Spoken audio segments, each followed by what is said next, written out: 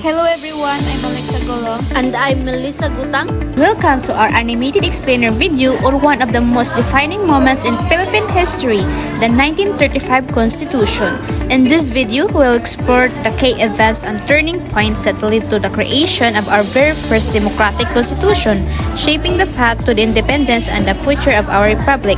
Let's begin our journey through history. Before the 1935 Constitution shaped the Philippines as a democratic republic, the nation underwent a turbulent journey of colonization, revolution, and reform. From Spanish rule to the rise of Filipino nationalism, every event left a mark on the country's political awakening. Let's trace the pivotal moments that laid the foundation for this historic charter. In 1898, the first Philippine Republic was proclaimed in Malolos, Bulacan. For the first time, Filipino leaders drafted and adopted a constitution, Asia's very first democratic charter. The Malolos Constitution established a separation of powers among the executive, legislative, and judiciary and promoted civil liberties like freedom of speech and the press. It symbolized Filipino aspirations for self-governance after centuries under colonial rule. However, this dream was short-lived. That same year, the Treaty of Paris ended the Spanish-American War. Spain sold the Philippines to the United States for $20 million. The Filipino Declaration of Independence was ignored, and a new chapter of foreign domination began, this time under American rule. Filipinos resisted. The Philippine-American War broke out in 1899, lasting 3 bloody years. Despite heroic efforts, the United States eventually quelled the rebellion. Yet the conflict planted seeds of nationalism and highlighted the Filipino desire for sovereignty. Over time, the U.S. shifted from military rule to civil administration, introducing reforms and institutions mirroring American democracy. In 1902, the Philippine Organic Act was passed. It created a Philippine Commission composed mostly of Americans and a limited elected assembly for Filipinos. While far from full autonomy, it marked the beginning of Filipino involvement in lawmaking. Education in English and public health systems were introduced, shaping a new generation of civic-minded citizens. By 1916, pressure from Filipino leaders led to the passage of the Jones Law, also known as the Philippine Autonomy Act.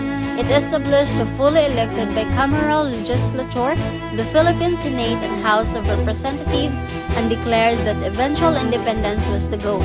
This law deepened Filipino legislative experience and heightened the people's expectations for freedom. Still, independence remained elusive. Determined to press the cause, Filipino statesmen launched a series of missions to Washington. They negotiated and campaigned tirelessly, appealing to the American public and Congress to grant the Philippines its right to self-rule. This mission showed the world that Filipinos were ready to govern themselves. One voice stood out, Manuel L. Quezon. Charismatic, persuasive, and persistent, he became the face of the independence movement. Through diplomacy and determination, Quezon helped win over American support, culminating in the passage of Tidings-McDuffie Act in 1934, a landmark victory for the Filipino people. The Tidings-McDuffie Act authorized the creation of the Commonwealth of the Philippines, a 10-year transitional government preparing for full independence. Crucially, it allowed Filipinos to convene a constitutional convention to draft their own fundamental law, reflecting both American democratic ideals and Filipino aspirations. In July 1934, 202 delegates from all over the country gathered to draft a new constitution. They were educators, lawyers, former revolutionaries, and public servants. Inside the Grand Hall, ideas clashed and merged, balancing the need for a strong government with the protection of individual rights. The result was a document rooted in Republican principles. It established a strong executive branch led by a president, a unicameral National Assembly, and an independent judiciary.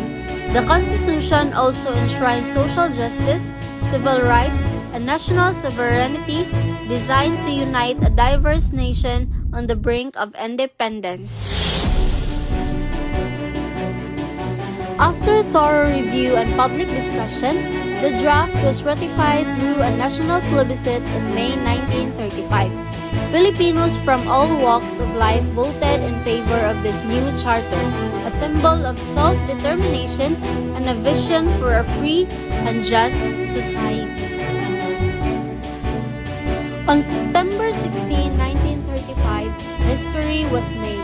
Manuel L. Quezon was elected the first president of the Commonwealth of the Philippines. A Filipino-led government was now in place, operating under a constitution written by Filipinos for Filipinos. The long-awaited journey toward full independence had truly begun. The 1935 Constitution was more than a legal document. It was a declaration of national maturity. It represented the culmination of struggle, diplomacy, and hope, a testament to the Filipino spirit and a stepping stone toward the republic we know today.